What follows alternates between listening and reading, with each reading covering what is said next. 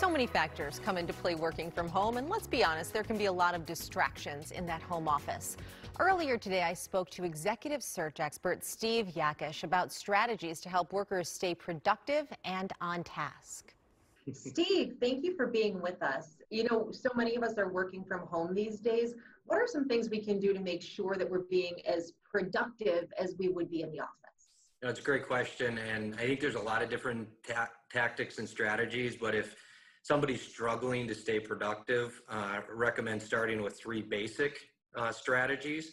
First is establish a routine in the morning. You know, whatever you enjoy, whether it's going for a walk, whether it's that cup of coffee and reading the news, whatever that is, I would make that a daily occurrence to get yourself ready for work, even though it might be at home.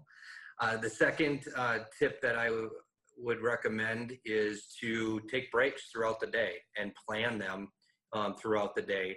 You know, the 20-30 minute, mental break can do us all a lot of good. And during the summer months, even get out and go for a 20-minute walk and come back and clear your head. And then third and last, plan your day. Take 15-20 minutes at the end of each day and really look forward to what is your day look like tomorrow and the rest of the week.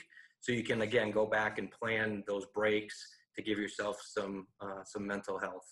I know it's especially difficult in the summer, although some folks are finding they're more productive at home. What are your clients, what are the employers telling you in terms of if their clients are more or less productive, and how can they tell?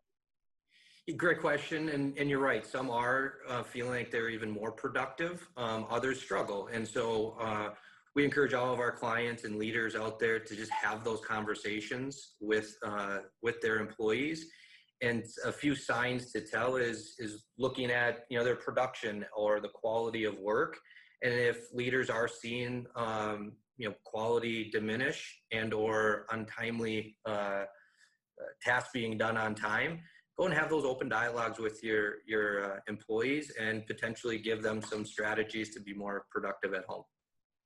So how important is feedback and setting expectations for both the employer and the employee?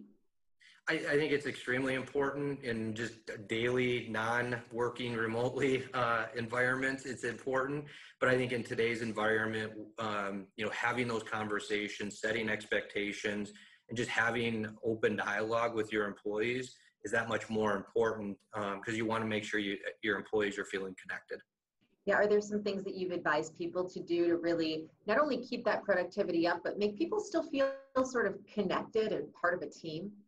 Yeah, again, the open dialogue and communication is key, number one. But number two is, we're encouraging leaders to allow some flexibility in people's schedule.